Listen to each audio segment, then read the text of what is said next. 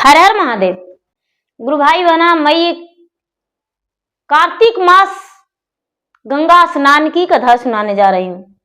इस कथा को पूरा सुनिए और रहस्य जानिए। आधी नहीं, आधी सुनने में शिव गुरु का अपमान होती है और पूरा सुनने में भगवान दया करते हैं, कृपा करते हैं, पुत्रों की रक्षा करते हैं, सुहाग की लंबी आयु होती है, घर में धन की वृद्धि होती है, सुख शांति मिलती है। तो इसलिए कथा को पूरा सुनिए और रहस्य जानिए। हर हर महादेव, घर घर महादेव। गुरु भाई बहना, एक गांव में एक बूढ़ी माता थी। बूढ़ी माता के दो बेटे थे और घर में दो बहू थी। बूढ़ी माता दोनों बेटा के बराबर मान सम्मान दिया करती थी, किसी से कम नहीं। बड़ा बेटा का ब्याह हुआ तो बड़ी बहू आई। जब बड़ी बहू आई तो बूढ़ी माता जो थी भगवान के भक्त थी।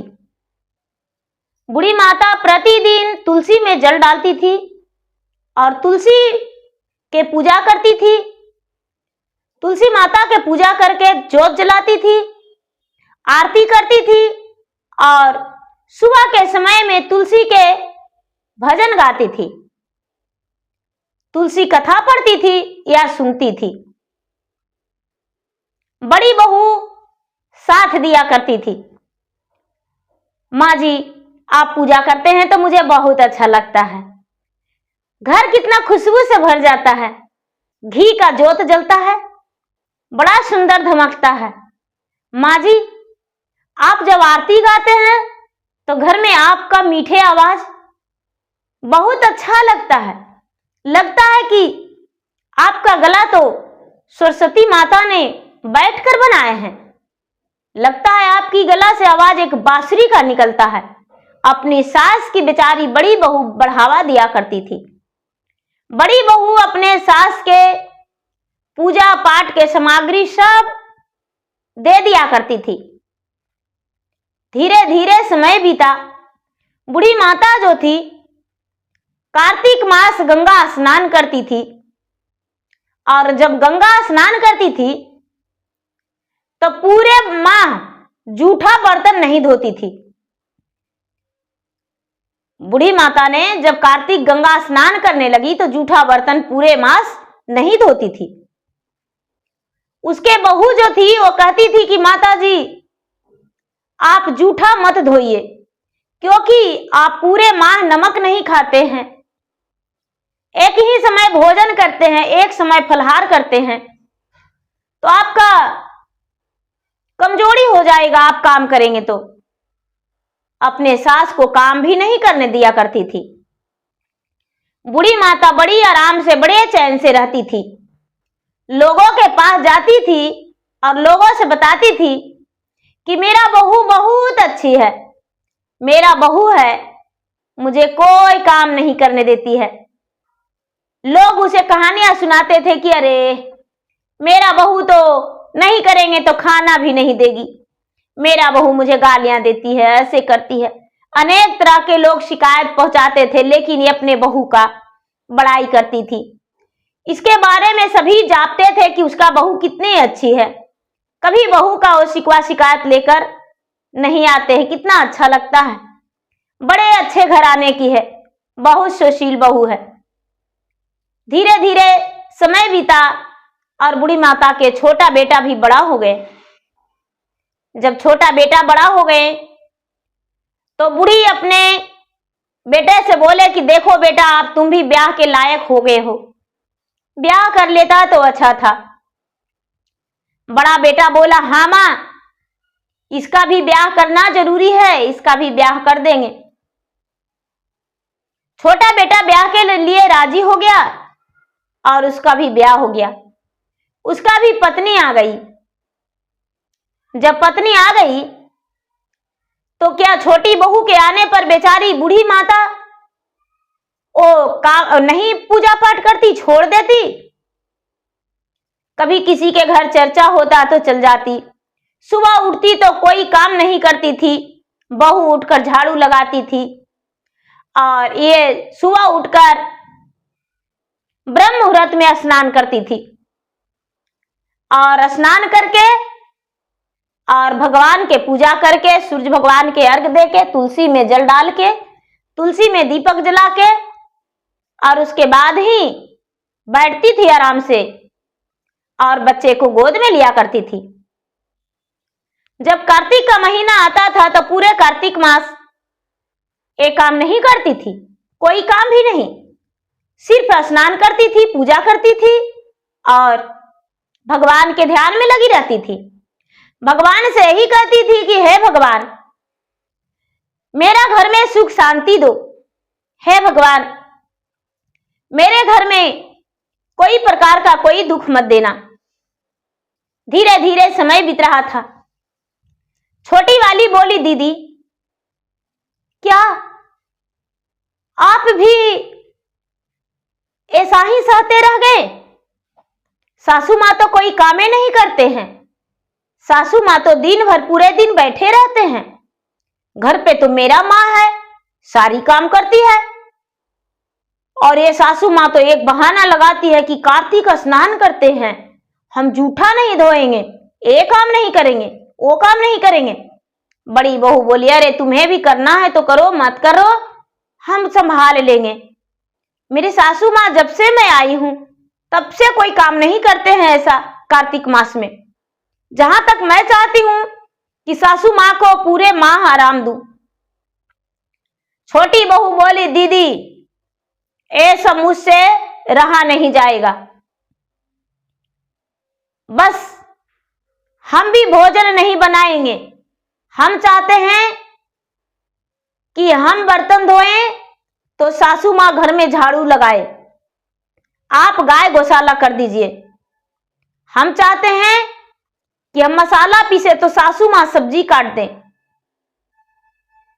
और आप घर का भी काम में हाथ बटाइए। बेचारी बहू बड़ी बहू जो थी वो बोली कि देखो तुम्हें भी करना है करो, मत करो, सासू माँ को हम कोई काम नहीं करने बोलेंगे। छोटी बहू बोली कि तो ठीक है, घर में बंटवारा हो जाएगा, अच्छा रहेगा।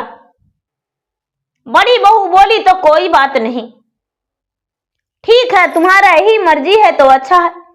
घर में उलझने होने लगा दीदी, घर में जो है कहने लगे कि ठीक है बंटवारा हो जाए। घर में बंटवारा हो गया। घर में बंटवारा, लोग 5 लोग आए, सारा धन संपत्ति इकट्ठा हो गया, जो भी धन था, जो भी जायदाद जमीन था, सबका बंटवारा हो गया। सारा लोग कहने लगे कि भाई बंटवारा तो हो रहा है धन संपत्ति का, लेकिन बूढ़ी माता है वो किसके तरफ रहेगी?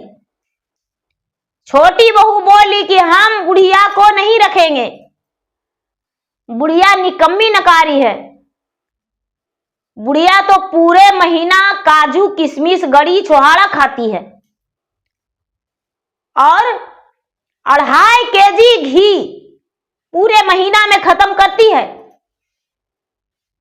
और धूप अगरबत्ती का तो कहने ही नहीं। हम इसको नहीं रखेंगे, इसको रखेंगे तो कंगालिये छा जाएगा मेरा, कमाते कमाते मर जाएंगे, लेकिन इसका पूजा पाठ का सामग्री मुझसे नहीं जुटेगा। भैया जब ऐसा बात छोटी बहू बोली तब बड़ी बहू और बड़ा बेटा सब पंच के सामने हाथ जोड़ के कहते हैं कि देखिए बस मेरे माता जी को आप चिंता मत कीजिए, मेरे माता जी जो हैं उनको हम रखेंगे जीवन भर, जब तक हम जिएंगे तब तक उनका सेवा करेंगे, उनका सब कुछ देंगे और कोई प्रकार के कोई कष्ट नहीं देंगे। ये बात सुनकर सारा पंच जो थे बोले कि तो ठीक है, माँ जो है वो बड़ा बेटा के तरफ रहेगा तो माँ का भी हिस्सा लगना चाहिए। छोटा बेटा और छोटी बहू बोली कि बुढ़िया के कोई हिस्सा नहीं लगेगा, रखना है तो वो अपना रखे, और नहीं तो इस बुढ़िया को घर से निकाल दो। बड़ा बेटा बोला कि हमको हिस्सा नहीं चाहिए, हमको मां बड़े मुश्किल से 9 महीने ओद्र में रखी, दूध पिलाई, पोसी पाली, तब मां के हम कोई हिस्सा नहीं दिए थे। लेकिन जब मेरा मां है और इसका उम्र ढल चुका है तो इसको रखने के लिए मुझे हिस्सा चाहिए? नहीं, हम कुछ नहीं लेंगे, मेरी मां मेरे तरफ रहेगी। दीदी जो बुढ़िया थी बेचारी सास अपने बड़ी बहू के पास, माता बड़े बेटे के पास रह गई। अब पूजा पाठ जैसे सारा दिन करती थी वैसा ही करते रह गई। जब कार्तिक मास आया तो पूरा कार्तिक महीना में स्नान करती थी, और स्नान करके और पूजा जो करती थी दीदी गंगा के घाट पर, तो गंगा के घाट पर पूजा करके और जब घरे आती थी बुढ़िया तो विष्णु भगवान के पूजा करती थी। विष्णु भगवान के एक चौकी बिछाती थी, और सुबह सुबह बेटा उनका बुढ़ी माता के एक कमल का फूल सुंदर सा ले आया करते थे, और कमल का फूल का आसन भगवान के लिए विष्णु भगवान के लगाते थे, और लक्ष्मी माता के भी आसन लगा के, और उसके बाद विष्णु भगवान से प्रार्थना करती थी बूढ़ी माता की, हे विष्णु भगवान, आप मेरे घर में चारों कोना विराजमान रहिए, बेटा और बहू के जीवन में कभी कोई प्रकार का दुख नहीं आना चाहिए, मेरा बेटा और बहू के सुखी जीवन बीते। प्रतिदिन वो कमल के फूल के आसन लगा के और पूजा करती थी। तुलसी माता के जल चढ़ा के और तुलसी माता के आरती करती थी, जोत जलाती थी, सूर्य भगवान के अर्घ देती थी। जब कार्तिक पूर्णिमा आता था दीदी, तो कार्तिक पूर्णिमा के दिन बेचारी बूढ़ी माता क्या करती थी, पूरे दिन उपवास रहती थी, और शाम के समय में 11 ब्राह्मण के भोजन अपने घर में ज्योनार करवाती थी, और 11 ब्राह्मण के दक्षिणा देती थी। उसमें एक ब्राह्मण जो रहते थे नवजात शिशु रहते थे, एकदम छोटा सा बालक, जैसे 2 साल या 2.5 साल का बच्चा। वो जब सभी ब्राह्मण ज्योनार करते थे और ज्योनार करके जाने लगते थे, तो छोटा बालक बूढ़ी माता के पास आया करते थे और आकर कहते थे कि दादी माँ, मुझे बहुत जोरों से पैखाना लगा हुआ है, किधर करे, अब तो मेरा पेंटे में हो जाएगा। बूढ़ी माता मुस्कुराते हुए गोद में लेकर और आंगन के कोने में बिठाती थी और कहती थी कि यहां पर आप कर लीजिए, आप यहां पर आराम से कर लीजिए। छोटा बालक भला आप कहां जाएंगे, नन्हे नन्हे पांव से मेरे आंगन में आए हैं, और आप भला कैसे जाएंगे कहां। और बड़े प्रेम से बूढ़ी माता उनका धो दिया करती थी और वो चले जाते थे। सुबह होता था तो बूढ़ी माता अपने बहू से कहती थी कि बेटी,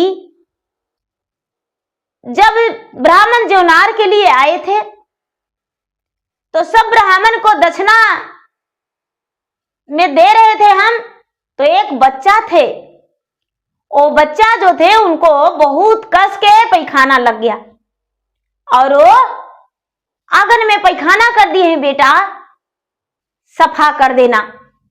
सुबह सुबह बड़ी बहू जाती थी तो देखती थी कि अरे ये तो गंदा है, ये नहीं है, ये तो सोना का सील रखा हुआ है। बेचारी आंचल में छुपा के और अपने सासू मां के पास लाकर देती थी, मां जी देखिए, आप मुझसे मजाक करते थे, देखिए क्या है। वो कोई गंदगी नहीं था मां जी, वो तो भगवान एक माया रचे थे, देखिए, बुढ़िया जो थी बड़े आदर भाव से लक्ष्मी जी का प्रणाम करके और अपने बहू को कहती थी कि बेटी इसे बक्सा में रख दो, और धीरे धीरे उसको बेच खोज के उसका बेटा बिजनेस धंधा करते थे, घर द्वार बना लिए, बड़े सुखी जीवन बिता रहे थे। उनका घर में कोई प्रकार के कोई कष्ट नहीं था, औरों से और धन भरा हुआ था। विष्णु भगवान और लक्ष्मी माता चारों कोना विराजमान थे। धीरे धीरे समय बीता और छोटा बेटा जो थे बुढ़िया के और छोटी बहू बिल्कुल गरीब और निर्धन, उनके खाने और पहनने का कोई ठिकाना नहीं था। बड़े मुश्किल से उनका रोटी चल रहा था, बड़े मुश्किल से अपना पेट चला रहे थे। उन्हें तो शाम का भोजन बना तो सवेरे सोचना पड़ता था। इतना मुश्किल हो गया था उनको जीवन चलना। सारा लोग कहने लगे कि अरे मूर्ख, जहिया बंटवारा हो रहा था उस दिन तो सारा लोग बोले कि माँ को कौन रखेगा, तो तूने माँ को इतना तिरस्कार किया, इतना गंदा शब्द बोला कि हम लोग का सर झुक गया। आज देखो माँ के रख ले है बड़का भाई, माँ का कुछ भी कमी है नहीं है। देखो माता के पास से ही लक्ष्मी जी थे। जब से बंटवारा हुआ है, जब से कभी तुम सुखी जीवन नहीं बिताया है। इसीलिए ऐसा करो कि माँ के अपना घर ले आओ और अपना घर लाकर और माँ के 1 महीना रखो, देखो तुम्हारा घर में कैसा रहता है। छोटा बेटा जो था अपने पत्नी से बोला। पत्नी कहती है कि हाँ आएगी बुढ़िया, 2.5 केजी खाएगी, 2.5 किलो घी लगेगा दिया बाती में और 5 केजी धूप जलेगा। नहीं नहीं, मिश्री तब बेदाम तब फल तब कड़ी तब छोहाड़ा ये सब नहीं करेंगे। हमको आपके माँ से जरूरत नहीं है। आपको माँ मेरे घर नहीं आएगी। हम भूखे मर जाएंगे चलेगा, लेकिन आपको माँ के नहीं लाएंगे। दीदी गांव टोला पड़ोसन सब उनको दूसरे छोटा बेटा के। छोटा बेटा बड़ी अपने पत्नी को मनाया, बोला कि तो ठीक है, जाके बोल दो अपने माँ से बुढ़िया से कि इस बार कार्तिक स्नान मेरे तरफ करेगी। और क्या बोले, ठीक है कार्तिक स्नान माँ इधर ही करेगी। बड़ा भाई से बोला जाके छोटा भाई की भैया माँ को मेरे तरफ आने दो, आश्विन पूर्णिमा के दिन, शरद पूर्णिमा के दिन माँ मेरे घर आ जाएगी और कार्तिक स्नान मेरे घर माँ करेगी। बड़ी बहू बोली कि ठीक है माँ जी आपके घर स्नान करेंगे, लेकिन खाना इधर खाएंगे। छोटा बेटा बोला कि नहीं, माँ जी उधर ही स्नान करेगी, उसने ही खाना खाएगी और उधर ही रहेगी। बड़ी बहू बोली ठीक है ले जाइए, 1 महीना के लिए ले जाइए। जो बुढ़िया थी सास छोटी बहू के पास चल गई। सवेरा हुआ तो बूढ़ी माता हाथ में कपड़ा ली और पूजा के सामग्री ली और गंगा स्नान, गंगा मैया के भजन गाते गंगा स्नान चली गई। गंगा स्नान चली गई और गंगा स्नान जाके और बड़ी अच्छा से स्नान की, गंगा के घाट को फूलों से सजाई और फूलों से सजा के और 9 दीपक जलाई और दीपक जला के गंगा माता के पूजा की, भोग लगाई गंगा माता के, शंकर भगवान के पूजा की और पूजा पाठ करके और घर आई तो घर में अपने बेटा से बोली, बेटा 1 कमल के फूल ला दो बेटा, हम विष्णु भगवान के आसन लगाएंगे और विष्णु भगवान के पूजा करेंगे बेटा, लक्ष्मी माता को पूजा करेंगे। बेटा बोला, हाँ तुम्हारे लिए हम पानी में जाएंगे, अगर जो पानी में कुछ काट लेगा तो पानी में रह जाएंगे। नहीं, हम कमल के फूल लाकर नहीं देंगे, तुम्हें पूजा करना है करो, नहीं करना है नहीं करो। लोग के कहने पर हम तुम्हें अपना तरफ लाए हैं, ये नहीं कि तुम्हें बस हम डोली में बिठा के लाए हैं, झूला झूलाने को लिए लाए हैं और 5 केजी घी महीना में खत्म करने के लिए लाए हैं। नहीं मां, बस लोग के कहने पर लाए हैं। भगवान से कहो कि मेरा घर में अन्न धन भर जाए, जैसे तुम्हारा बड़का बेटा के हो गया। बुढ़िया बेचारी कुछ नहीं बोली, बस माता लक्ष्मी और विष्णु भगवान के पूजा चुपचाप कर ली और करके धीरे और आंगन में गई और बैठ गई मचिया पे। मचिया पे बैठते ही छोटी बहू देखती है तो कहती है कि ए बुढ़िया, रात का बासी बर्तन पड़ा हुआ है और चुपचाप बैठी हो, जितना जल्दी हो सके सारी बर्तन धो लो और बर्तन धो लेने के बाद खाना भी बनाना होगा। क्या तुमको लगता है बैठ के ढूलुआ ढूलेगी? नहीं नहीं। बेचारी बूढ़ी माता बर्तन धोने लगी। बड़ी बहू देख देख के कचट रही थी। बर्तन धो धा के खाना बनाई। अब जब खाना बना के बुढ़िया बैठी तो छोटी बहू कहती है कि ऐ खाना बना के तो बैठ गई है, मेरा बाबू छोड़ा है, खाना थोड़ा सा खा लेना वही। बेचारी बूढ़ी माँ बोली, बेटी पूरा महीना भूखा रह जाएंगे लेकिन जल पीकर रह जाएंगे, पूरा महीना जूठा नहीं खाएंगे।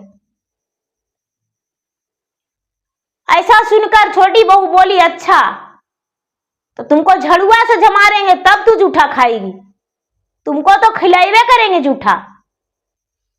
ठीक है, अच्छा है।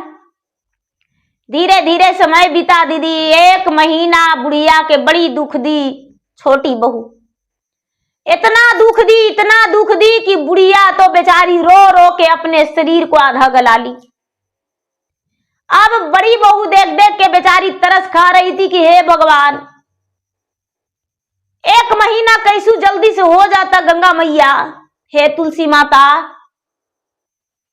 बेचारी बिना दीपक के पूजा कर रही है, बिना धूप के पूजा कर रही है, खाली तुलसी में जल डाल देती है। भजन करती है तो कहती है कि काने मेरा फटता है, दीपक जलाने में उसको घी खत्म हो रहा है। कोई बात नहीं, बुढ़िया का जब 1 महीना हुआ तो छोटका बेटा से बोला कि बेटा आज पूर्णिमा का दिन है बेटा, हम आज पूरे दिन भूखे रहते हैं और भूखा रह के बेटा और ब्राह्मण के जीवनार कराते हैं। जाके पंडित जी के कह देना बेटा, हम भोजन बना देंगे, बहू बना देगी और जीवनार करवा देंगे। बेटा बोला कि हाँ हाँ, ऐसा ब्राह्मण के कहना कि जो थोड़ा सा खाना खाए। माँ बोली, बेटा तुम ही ना जाओगे? अरे हम किसी को नहीं बुलाने जाएंगे, इतना हम अजवरिया नहीं है, कम खाने वाला ब्राह्मण को न्योता दे देना। बेचारी बुढ़िया सोचती ही भगवान मैं क्या करूं, या महादेव या विष्णु भगवान आप मेरा लाज रखिए। दीदी धीरे धीरे समय बीत ही रहा था। पूर्णिमा का दिन था, विष्णु भगवान भी प्रकट ही थे। बहू से बोली कि बेटी आज पूर्णिमा है, भोजन करने के लिए ब्राह्मण आएंगे, मीठा भोजन बना दो। बोली कि है बुढ़िया, हम नहीं बनाने वाले हैं, जो भी बनाना है खुद को बना के खिलाना। बड़ा हम बनाएंगे और ये ब्राह्मण के जेम आएगी 2.5 से सीधा भी दान करेगी। नहीं नहीं, कोई बात नहीं दीदी, बेचारी बूढ़ी माता थोड़ी सी आटा के लिट्टी लगा के और रख दिए और दरवाजा पर बैठ के और बाट जोहने लगे कि कब कोई ब्राह्मण का पुत्र या ब्राह्मण आते हैं तो उनको हम भोजन कराएंगे। लेकिन दीदी, बेटा तो किसी को बोला ही नहीं था, तो ब्राह्मण आते कैसे? विष्णु भगवान कहते हैं शंकर भगवान से कि सखा, बुढ़िया का आज सत टूट जाएगा। आज बुढ़िया बेचारी उदास हो जाएगी। शंकर भगवान कहते हैं तो क्या किया जाए? विष्णु भगवान कहते हैं जाइए आप बालक के रूप में और जोनार जेम के आ जाइए। कहते हैं कि अच्छा ऐसा, तो हाँ, शंकर भगवान एक बालक के रूप धर लिए दीदी, और बालक के रूप धर के और बुढ़िया के द्वार पे जाके गुल्ली डंडा खेलने लगे। बुढ़िया कहती है उनका लीलार में तिलक लगा हुआ था, कलाई में कच्चा धागा बंधा हुआ था। देखकर बुढ़िया सोची कि लगता है कि ब्राह्मण का पुत्र ही है। बुढ़िया बोली, बेटा आप बड़े अच्छे से खेलते हो, तू पंडित जी का बेटा है? हाँ मम्मा, बेटा मेरे घर जोनार जेमना है, जेम लेंगे ले बेटा। हाँ हम भी भूखा बहुत हैं, चलिए जोनार हम जेम लेंगे। शंकर भगवान बालक के रूप धर के बुढ़िया के पास आ गए और बुढ़िया जो थी केले के पत्ते पे अपना भोजन ब्राह्मण के पुत्र को जमा दिए। जब ब्राह्मण के पुत्र को जमाए तो ब्राह्मण का पुत्र तो भगवान थे। कहने लगी कि माता, लिट्टी जो खाए खाली पेट में मुझे गड़ने लगा और मुझे बहुत कस के पैखाना लग गया है, किधर जाए? बूढ़ी माता बोली, बेटा आंगन के कोना में चल जाइए और कर लीजिए।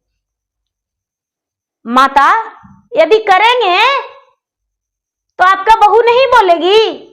नहीं बेटा, कोई नहीं बोलेगी। कौन बोलेगी? आप कर लीजिए बेटा। भैया शंकर भगवान बालक रूपी आंगन में बैठ के और पैखाना कर लिए। बूढ़ी माता धो दी, कुल्ला करा के उनको विदा कर दी। माता क्या मुझे पैसे नहीं देगी जाते समय? नहीं बेटा, मेरे पास रुपया नहीं है, बस इस बार ऐसा ही जाना होगा। शंकर भगवान चल दिए अपना कैलाश पर्वत पे जाके और पार्वती से सुनाए, विष्णु भगवान से सुनाए कि सखा हम तो बुढ़िया को सत नहीं टूटने दिए, अब क्या करना है? विष्णु भगवान कहते हैं कि मेरा बड़ी अपमान किया है पूरा महीना में, कुछ नहीं करना है, बस देखते जाइए आगे आगे। सवेरे हुआ तो बुढ़िया बोली अपने छोटी बहू से, अरे बेटी, बाबू बोला था कि छोटा ब्राह्मण को भोजन कराना, कम खाने वाला को, तो कम में खाने वाला को बुलाए थे बेटी, बच्चा थे, जो पैखाना कर दी है बेटी साफ कर दो। छोटी बहू बोलती है, बुढ़िया 1 महीना बैठ के खैबो की, अब बोलाई भी खाने को लिए और घर में पैखाना करवा दी है। बुढ़िया के तो लगता है 2-4 लात दे के इसका खाया हुआ सब हलवा पूरी निकाल दे। हे भगवान, कैसी माता है। कुड़ के एक कुदार लेके गई तो देखती है कि सचमुच में लैट्रिन किया हुआ है। छोटी बहू फेंक दी, छोटी बहू फेंकेगी क्या? बुढ़िया के बोली, जल्दी जाके फेंक दो, हम फेंकने वाले नहीं हैं, बहुत बदबू दे रहा है। जो बुढ़िया थी, बुढ़िया उठा के और फेंकने गई तो फेंक दी। घर आई, कपड़ा बदल के स्नान करके, और उसके बाद बैठी तो छोटी बहू कहती है, अब क्या आस देख रही हो? अरे कार्तिक पूर्णिमा खत्म हो गया, आज अगहन दिन आ गया, अब क्या मेरे सीने पर बैठ के मूंग दलेगी? बड़ी बहू बड़ा बेटा दोनों आके बोला, माँ जी चलिए, माँ जी 1 महीना इधर रह गए, अब चलिए। बड़ी बहू के पास बुढ़िया चल गई और फिर से उधराही रहने लगी। छोटा बेटा का छोटी बहू का कोई फर्क नहीं पड़ा और कंगाली छा गया, जीवन में कभी सुख नहीं मिला। और बड़ा बेटा के पास औरों से और धन हो गया। बुढ़िया का जब अंतिम समय आया, बुढ़िया का जब प्राण टूटा, तो बुढ़िया स्वर्ग की प्राप्ति हुई। बुढ़िया का फिर से एक मनुष्य तन में जन्म हुआ और एक राजघराने में जन्म हुआ, और राजघराने की राजकुमारी बन गई बुढ़िया। काशी नगरी में एक राजघराने में ब्राह्मण के घर में बुढ़िया जन्म ली, एक अच्छा कुल परिवार में, और सुखी जीवन बिताई। तो गुरु भाई बहना, ये कार्तिक स्नान की कथा, कार्तिक स्नान जो है बहुत बड़ी महत्वपूर्ण स्नान की जाती है। धूप उगने से पहले, सूरज निकलने से पहले, काग को आंगन में आने से पहले, छत पे आने से पहले स्नान कर लेना चाहिए। कार्तिक स्नान में यदि आप दोनों टाइम रोटी खाते हैं तो बहुत अच्छी की बात है, चावल नहीं खाते हैं तो बहुत अच्छी बात है। बड़े नियम के पालन करना पड़ता है, और नियम पालन करके उसके बाद ही कार्तिक स्नान की जाती है। कार्तिक स्नान में जो बंधन होता है, खटिया चारपाई, उस पे नहीं सोया जाता है। चौकी पे आप बेडशीट बिछा लीजिए, कंबल बिछा लीजिए, उस पे सोइए। बड़ी इसमें नियम है और नियम के अनुसार पालन किया जाता है। पति के कोरा लग के भी पूरे कार्तिक भर नहीं सोना चाहिए। कार्तिक स्नान जो है बड़ी नियम धर्म से की जाती है। तो दीदी भैया, मेरा वीडियो अच्छा लगे तो मेरा वीडियो का लाइक करें, शेयर करें। चैनल पर यदि नए हैं तो चैनल का सब्सक्राइब करें, बेल आइकन घंटी को दबाएं, जो कि मेरा वीडियो का नोटिफिकेशन सबसे पहले आपके पास जाए और आप मेरा वीडियो को सुन सके, देख सके। और कमेंट बॉक्स में जय गंगा मैया, जय विष्णु भगवान, जय लक्ष्मी माता या हर हर महादेव जरूर लिखें, या तो अपने नाम लिखकर भेजें, जिसमें मैं आपके नाम से माता लक्ष्मी के पास, विष्णु के पास आपके नाम से दया मांगू, जिसमें आपका जीवन सुखी हो। हर हर महादेव, घर घर महादेव। प्रेम से बोले शंकर भगवान की जय।